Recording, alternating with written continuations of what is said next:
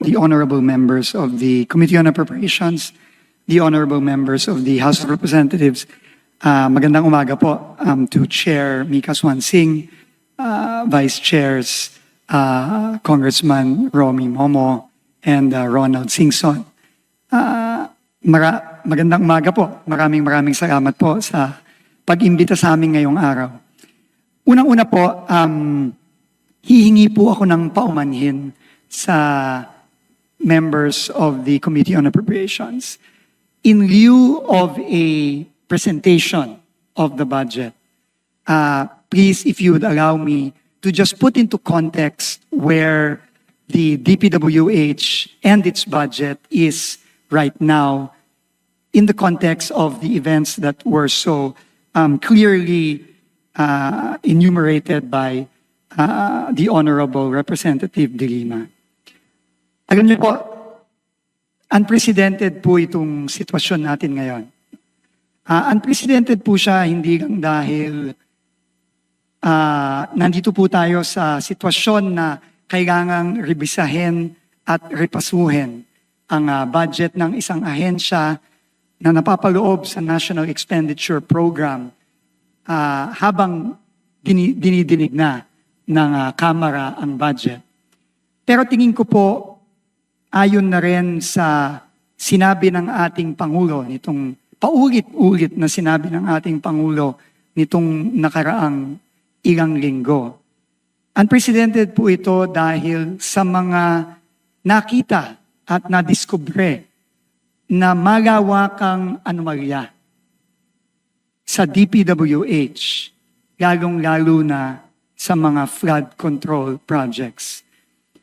Not so long ago, the President was here delivering his SONA, and he so clearly and forcefully told the entire nation that he feels that enough is enough.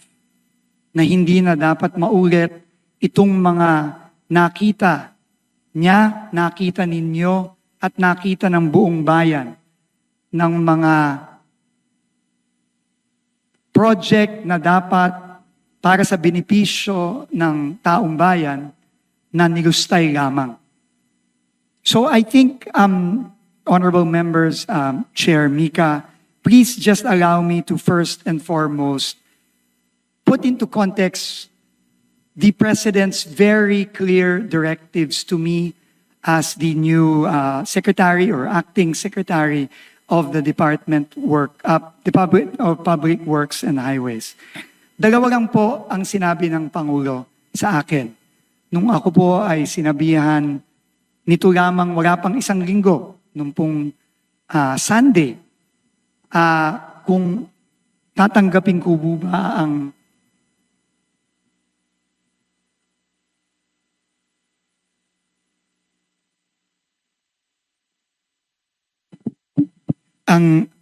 hamon ng pagiging secretary ng Department of Public Works and Highways. Lalong-lalo na 6 na buwan pa lang po ako sa aking dating trabaho bilang secretary ng Department of Transportation. Sa aming pag-uusap po, 2 bagay lang po ang sinabi ng ating Pangulo. At ito na rin pong 2 bagay na to ang nag-udyok sa akin na tanggapin ang hamon. Kahit na po napakabigat po ng desisyon na hinarap ko sa paghiling ng Pangulo na ako'y maging DPWH Secretary. Pero ang una po niyang sinabi ay kailangang linisin from top to bottom ang DPWH.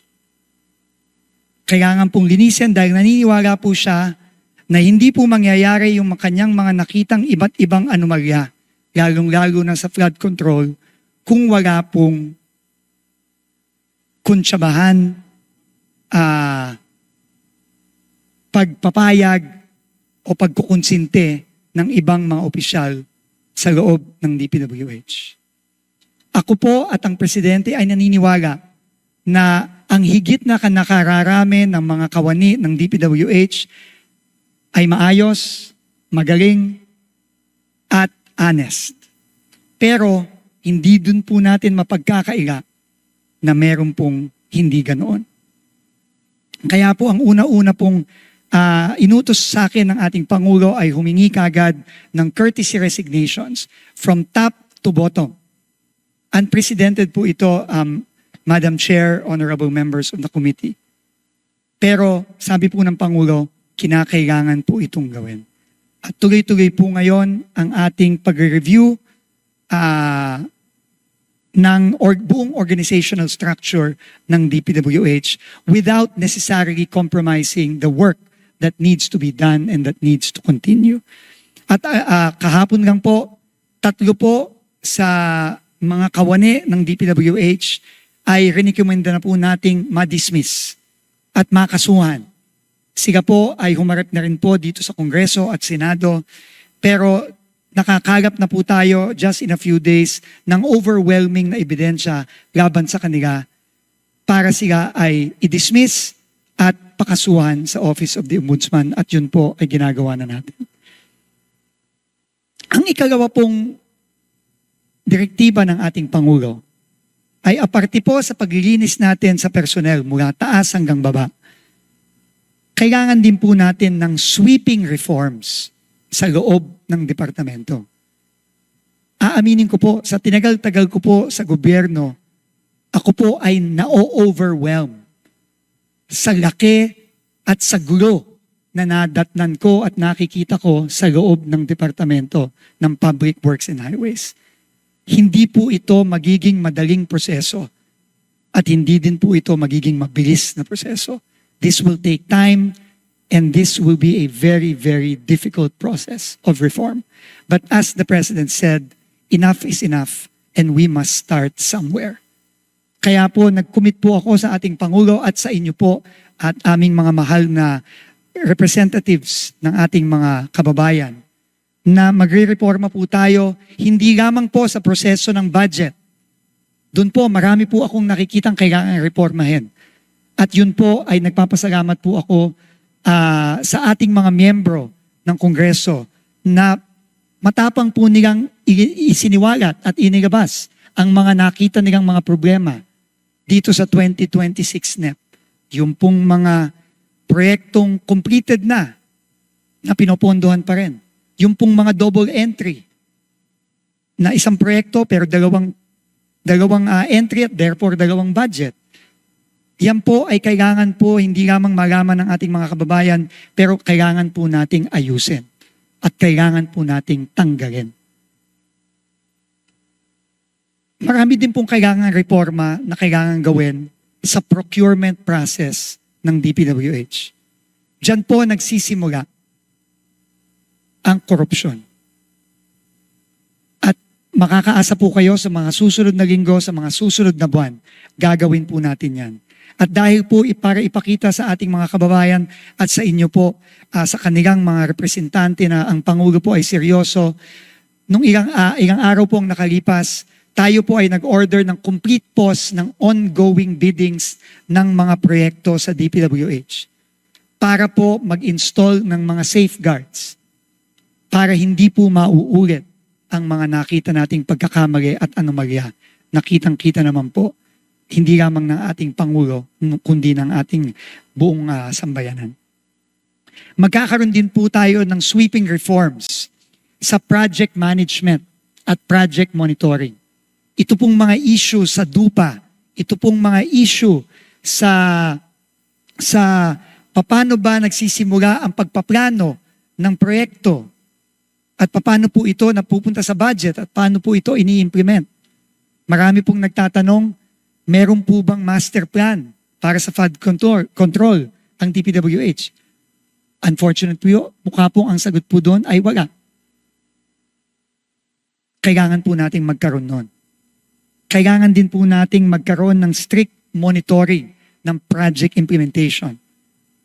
Nakita ko po mismo sa sarili kong mata ang isang ghost project sa Bulacan kahapon. At nakakainis po na yung pong contractor na nagsabi na completed na ang project last year, na pinayagan at nag-sign off ang DPWH last year po, na fully paid last year. E nandun po, nagmamadaling buhay ng patay, nga, na sinabi ko kahapon. At i-cover up yung ghost project na yon. Tinanong ko po mismo yung kapitan ng barangay kahapon sa Plaridel, kailan po ba nagsimula ang trabaho dito? Knowing na nakalagay po sa dokumento ng DPWH, completed at fully paid na po noong 2024 ang proyektong ito worth almost 100 million pesos. Sinabi po ng kapitan at ng mga tao doon, Secretary, 3 weeks ago lang po nagsimula ang trabaho dyan. Ito po ay klarong failure sa monitoring at project implementation. Ito po ay klarong failure sa procurement system. Ito po ay klarong failure sa planning. At kailangan po lahat ng ito ay simulan na nating baguhin at reformahin. Ito lang pong dalawang bagay ang kabilin-bilinan ng ating Pangulo. At nangako po ako sa inyo na sisimulan po natin ito. Hindi po madali ito, uulitin ko po, hindi po madali at hindi po mabilis ito. Pero we have to start somewhere. At tungkol naman po sa budget po ng DPWH na naisumiti na sa Committee on Appropriations sa Kongreso under the National Expenditure Program for 2026. Kami po ni Secretary Mina ay susunod po sa utos ng Pangulo na kailangan nating rebisahin at repasuhin at kung kinakailangan baguhin ang budget po na isinumite ng DPWH. Yun po ang hihingiin ko po sa inyong tulong. Tulungan niyo po kami. Lalo na po ako na 5 araw pa lang po ako. Wala pa pong 5 araw po ako nandito. Ako po ay dumaan sa ilang briefing, aaminin ko po sa inyo, halos wala po akong maintindihan sa gulo ng budget na nakikita ko. Kahit na po matagal na po ako sa gobyerno, marami-rami na rin po akong ahensyang nahawakan. Ako po gitong-gito hanggang ngayon.